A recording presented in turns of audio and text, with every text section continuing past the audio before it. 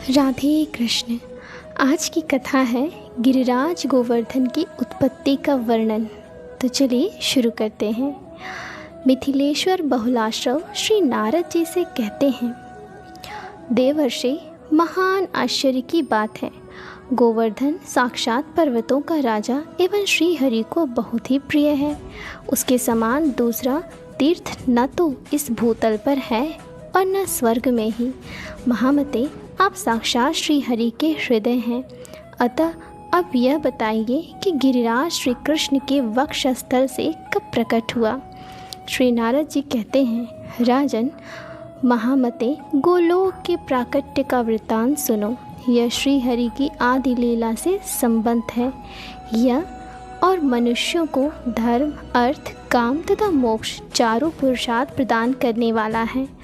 प्रकृति से परे विद्यमान साक्षात परिपूर्णतम भगवान श्री कृष्ण सर्वसमर्थ, निर्गुण पुरुष एवं अनादि आत्मा है। श्री नारद जी कहते हैं, राजन, समूचा गोवर्धन पर्वत ही सब तीर्थों से श्रेष्ठ माना जाता है। वृंदावन साक्षात गोलोक है और गिरिराज को उसका मुकुट बताकर सम्मानित किया गया है। वह पर्वत गोपों, गोपियों तथा गौओं का रक्षक एवं महान कृष्ण प्रिय है, जो साक्षात पूर्ण ब्रह्मा का क्षत्र बन गया। उससे श्रेष्ठ तीर्थ दूसरा कौन है। भुवनेश्वर एवं साक्षात परिपूर्णतम भगवान श्री कृष्ण ने, जो असंख्य ब्रह्मांडों के अधिपति, गोलोक के स्वामी तथा परतपर पुरुष है, अपने समस्त जनों के साथ इंद्रिया को तथा बताकर जिसका पूजन आरंभ किया, उस गिरिराज से अधिक सौभाग्यशाली कौन होगा। सबसे पहले विशालकाय शेषनाग का प्रादुर्भाव हुआ, जो कमल नाल के समान श्वेत वर्ण के हैं। उन्हीं की गोद में लोकवंदित महालोक गोलोक प्रकट हुआ, जिसे पाकर भक्ति युक्त पुरुष फिर इस संसार में नहीं लौटता। फिर असंख्य ब्रह्मांडों के अधिपति गोलोकनाथ भगवान श्री कृष्ण के चरणारविंद से त्रिपथगा गंगा प्रकट हुई। नरेश्वर तत्पश्चात श्री कृष्ण के बाएं कंधे से सरिताओं में श्रेष्ठ यमुना जी का प्रादुर्भाव हुआ, जो श्रृंगार कुसुमों से उसी प्रकार सुशोभित हुई जैसे छपी हुई पगड़ी के वस्त्र की शोभा होती है। तदनंतर भगवान श्री हरि के दोनों गुल्फों यानी घुट्टियों से हेम रत्नों से युक्त दिव्य रास मंडल और नाना प्रकार के श्रृंगार साधनों। इसके बाद महात्मा श्री कृष्ण की दोनों पिंगलियों से निकुंज प्रकट हुआ, जो सभा भवनों, आंगनों, गलियों और मंडपों से घिरा हुआ था। वह निकुंज वसंत की माधुरी धारण किए हुए था। उसमें कूजते हुए कोकिलों की काकली सर्वत्र व्याप्त थी। मोर, भ्रमर तथा विविध सरोवरों से भी वह परिसुशोभित एवं परिसेवित दिखाई देती थी। राजन, भगवान के दोनों घुटनों से संपूर्ण वनों में उत्तम श्री वृंदावन का आविर्भाव हुआ। साथ ही उन साक्षात परमात्मा की दोनों जांघों से लीला सरोवर प्रकट हुआ। उनके कटी प्रदेश से दिव्य रत्नों द्वारा जटित प्रभामयी स्वर्ण भूमिका प्रकट हुआ और उनके उदर में जो रोमावलियाँ हैं, वे ही उन लताओं में नाना प्रकार के पक्षियों के झुंड सब ओर फैलकर कलरव कर रहे थे। गुंजार करते हुए भ्रमर उन लता कुंजों की शोभा बढ़ा रहे थे। वे लताएं सुंदर फूलों और फलों के भार से इस प्रकार झुकी हुई थी, जैसे उत्तम कुल की कन्याएं लज्जा और विनय के भार से नतमस्तक रहा करती हैं। भगवान के नाभि कमल से सहस्त्रों कमल प्रकट हुए, जो हरिलोक के सरोवरों में इधर उधर सुशोभित हो रहे थे। भगवान के त्रिवली प्रांत से मंदगामी और अत्यंत शीतल समीर प्रकट हुआ और उनके गले की हसूली से मथुरा तथा द्वारका, श्री हरि की दोनों भुजाओं से श्री दामा आदि 8 पार्षद उत्पन्न हुए। कलाइयों से नंद और कराग्र भाग से उपनंद प्रकट हुए। श्री कृष्ण की भुजाओं के मूल भागों से समस्त वृषभानुओं का प्रादुर्भाव हुआ। राजन, समस्त गोपगण श्री कृष्ण के रोम से उत्पन्न हुए हैं। श्री कृष्ण के मन से गौओं तथा धर्म दुरंदर वृषभों का प्राकट्य हुआ। उनकी बुद्धि से घास और झाड़ियाँ प्रकट हुईं। भगवान के बाएं कंधे से एक परम कांतिमान और तेज प्रकट हुआ, जिससे लीला श्री भूदेवी विरजा तथा अनन्य हरिप्रिया आविर्भूत हुईं।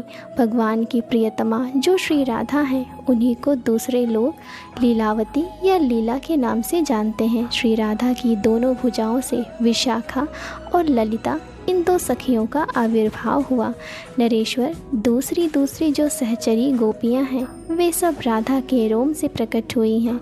इस प्रकार मधुसूदन ने, हे राजन, इस तरह अपने संपूर्ण लोक की रचना करके असंख्य ब्रह्मांडों के अधिपति परात्पर परमात्मा परमेश्वर परिपूर्ण देव श्री हरि वहाँ श्री राधा के साथ सुशोभित हुए। उस गोलोक में एक दिन सुंदर रास मंडल में, जहाँ बजते हुए नुपुरों का मधुर शब्द गूंज रहा था, जहाँ का आंगन सुंदर छत्र में लगी हुई मुक्ता फल की लड़ियों से अमृत की वर्षा होती रहने के कारण रस की बड़ी बड़ी बूंदों से सुशोभित था।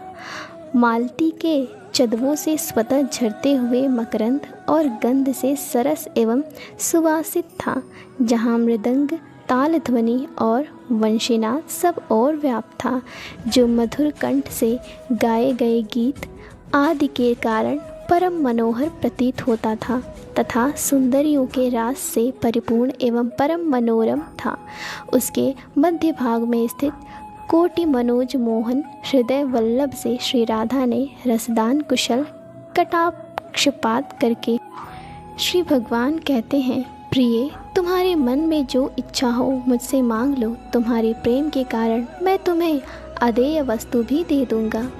तब श्री राधा कहती हैं, वृंदावन में यमुना के तट पर दिव्य निकुंज के पार्श्व भाग में आप रास रस के योग्य कोई एकांत एवं मनोरम स्थान प्रकट कीजिए। देवदेव, यही मेरा मनोरथ है। तब तथास्तु कहकर भगवान ने एकांत लीला के योग्य स्थान का चिंतन करते हुए नेत्र कमलों द्वारा अपने हृदय की ओर देखा। उसी समय गोपी समुदाय के देखते देखते श्री कृष्ण के हृदय से अनुराग के मूर्तिमान अंकुर की भांति एक सघन तेज प्रकट हुआ। रासभूमि में गिरकर वह पर्वत के आकार में बढ़ गया। वहाँ सारा का सारा दिव्य पर्वत रत्न धातु में था। सुंदर झरनों और कंदराओं से उसकी बड़ी शोभा थी। कदम्ब, बकुल, अशोक आदि वृक्ष तथा लता जाल उसे और भी मनोहर बना रहे थे। मंदार और कुंद वृंद से संपन्न उस पर्वत पर भांति भांति के पक्षी कलरव कर रहे थे। हे विदेहराज, एक एक क्षण में वह पर्वत 1,00,000 योजन विस्तृत और शेष की तरह 100 कोटि योजन लंबा हो गया। उसकी ऊंचाई 50 करोड़ योजन की हो गई। 50 कोटि योजन में फैला हुआ वह पर्वत सदा के लिए गजराज के समान स्थित दिखाई देने लगा। हे राजन, उसके कोटि योजन विशाल सैकड़ों शिखर दीप्तिमान होने लगे। उन शिखरों से गोवर्धन पर्वत उसी प्रकार सुशोभित हुआ मानो सुवर्णमय उन्नत कलशों से कोई ऊंचा महल शोभा पा रहा हो। कोई विद्वान उस गिरी को गोवर्धन और दूसरे लोग शतशृंग कहते हैं। इतना विशाल होने पर भी वह पर्वत मन से उत्सुक सा होकर बढ़ने लगा। इससे गोलोक भय से विहल हो गया और वहाँ सब और कोलाहल मच गया। यह देखकर श्रीहरि उठे और अपने साक्षात हाथ से शीघ्र ही उसे ताड़ना दी और बोले, अरे प्रच्छन्न रूप से बढ़ता क्यों जा रहा है? संपूर्ण लोक को आच्छादित करके स्थित हो गया। क्या ये लोग यहाँ निवास करना नहीं चाहते? यूँ कहकर श्रीहरि ने उसे शांत किया, उसका बढ़ना रोक दिया। उस उत्तम पर्वत को प्रकट हुआ देख भगवत प्रिया श्री राधा बहुत प्रसन्न हुई। राजन, वे उसके एकांत स्थल में श्रीहरि के साथ सुशोभित होने लगी। इस प्रकार श्री गर्ग संहिता में श्री गिरिराज खंड के अंतर्गत श्री नारद और राजा बहुलाश्व के संवाद में श्री गिरिराज की उत्पत्ति का वर्णन नामक अध्याय पूर्ण हुआ। धन्यवाद।